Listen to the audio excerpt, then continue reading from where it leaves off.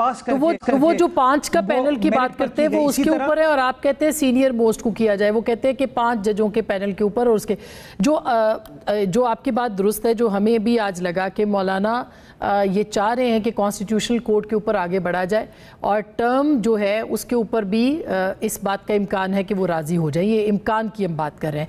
ये बात तो 2 हो गई क्लियर। अब ये कि इसके ऊपर जो है वो आप पीपल्स पार्टी कितना जल्दी चाहती है अमल दरामद, क्योंकि अगर काजी फैज़ ईसा साहब को कॉन्स्टिट्यूशनल कोर्ट का हेड लगाना है तो फिर उसके लिए तो उनकी अगर 10 दिन पहले भी अपॉइंटमेंट हो जाती है तो भी उनको जो टर्म मिलेगी, या उनकी एक पे तो आप दोनों का इत्तेफाक है, तो टर्म उनको फिर कितनी मिलेगी अगर हम एज्यूम कर लें कि वही कॉन्स्टिट्यूशनल कोर्ट के चीफ लग सकते हैं? तो आसमा, ये अजम्पशंस तो पाकिस्तान का प्रॉब्लम बन गई हैं। मफरूज़ों के ऊपर हम लोग तमाम कंस्पिरेसी थेरीज बनाते हैं, और आपको याद होगा इफ्तिखार चौधरी साहब के ज़माने में उन मफरूज़ों के ऊपर अदालती फ़ैसले भी हो जाते थे। तो मैं एक टेलीविज़न चैनल पर बैठ के कोई गैर जिम्मेदारी का मुजाहरा नहीं करूँगा। मैं कतई तौर पर ये नहीं कह सकता कि काजी फैज़ ईसा साहब पहले चीफ़ जस्टिस होंगे, या मंसूर अली शाह साहब पहले चीफ़ जस्टिस होंगे, या मुनीब अख्तर साहब होंगे, या कोई और शख्स होगा। कामरान मुर्तज़ा साहब भी एलिजिबिलिटी क्राइटेरिया जो है उसका मीट कर सकते हैं, तो वो भी आ सकते हैं।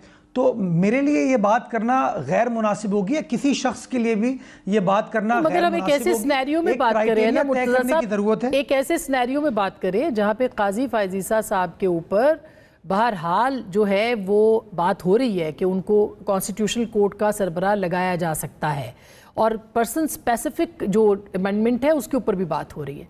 तो ये सवाल तो अपनी जगह पे जायज़ है कि अगर वो 10 दिन पहले भी उनका फैसला हो जाता है तो फिर टर्म जो है वो वो टर्म पे आएंगे। ज़ाहिर है एज के ऊपर तो इस वक्त जो है वो कंप्लीट ऐसे लगता है कि मौलाना भी नहीं मानेंगे कि 68 साल की एज हो। अच्छा, मैं आसमा बहुत एहतराम के साथ इस बात से इत्तफाक नहीं करता, ये पर्सन स्पेसिफिक अमेंडमेंट है। अच्छा, हमें बहैसियत पाकिस्तानी एक सवाल अपने आप से पूछने की ज़रूरत है कि क्या मौजूदा इंसाफ का जो निज़ाम है हम उससे मुतमईन हैं या नहीं हैं। अगर हम ये समझते हैं कि हम मुतमईन हैं, निज़ाम ऐसे ही चलता रहे, तो एक दूसरी गुफ्तगू हो जाएगी।